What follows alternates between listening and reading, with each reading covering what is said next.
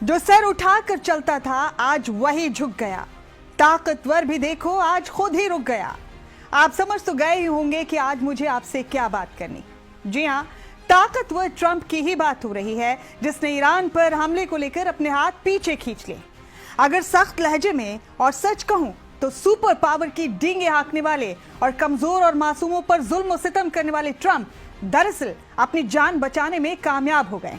दुनिया इसे कुछ भी कहे, लेकिन मेरी नजर में सुपर पावर की धौंस जमाने वाले ट्रंप ने मौला अली के आशिकों की जमात की रहबरी करने वाले, फौलाद का कलेजा रखने वाले आयतुल्लाह खामनेई के आगे लड़ने से पहले ही घुटने टेक दिए।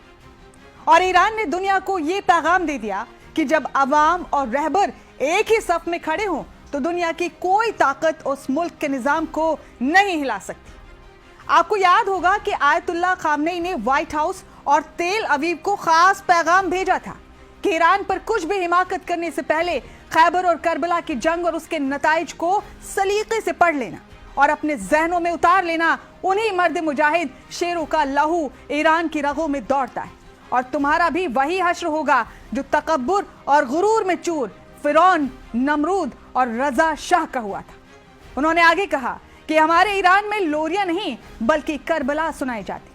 मुझे पूरा यकीन है कि सन की ट्रंप ने यूं ही अपने इरादे नहीं बदले, बल्कि जरूर खैबर और करबला का चैप्टर सलीके से पढ़ लिया होगा, या फिर ट्रंप को शायद किसी समझदार इंसान ने बता दिया था कि ईरान से टकराने की जुर्रत मत करना, क्योंकि ईरान की दीवार बनकर खुद मौला अली की औलाद 8वें इमाम मौलाना रजा खुद खड़े।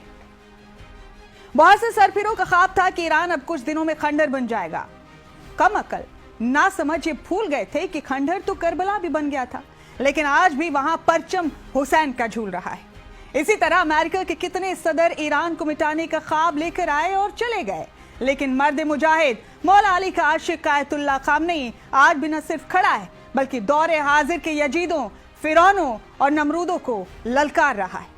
आपको यह भी याद होगा कि ट्रंप ने कहा था कि मुझे सिर्फ जीतना पसंद है। तो मुझे कहना यह है जनाब ट्रंप से कि अगर तुम्हें जीतना पसंद है तो मौला अली के दीवानों ने कभी शिकस्त खाना ही नहीं सीखा। ट्रंप अच्छी तरह समझ गए हैं कि जो खैबर मिसाइल कतर में उसके सबसे बड़े एयरबेस को उड़ा सकती है, उसे व्हाइट हाउस तक पहुंचने में देर नहीं लगेगी। खैर, ट्रंप को अपना हश्र फिरौन और नमरूद की तरह होने से बचाने के लिए खूब सारी मुबारकबाद। और हाँ, एक मुबारकबाद इजाफी भी कबूल करें ट्रंप साहब, और वो दुनिया को ये बताने के लिए कि बेशक खामनेई मिट्टी के बने घर में रहते हो, उनके घर की दीवारें बेशक कच्ची मिट्टी की हों, लेकिन उनका कलेजा फौलाद का है। जय हिंद, जय भारत।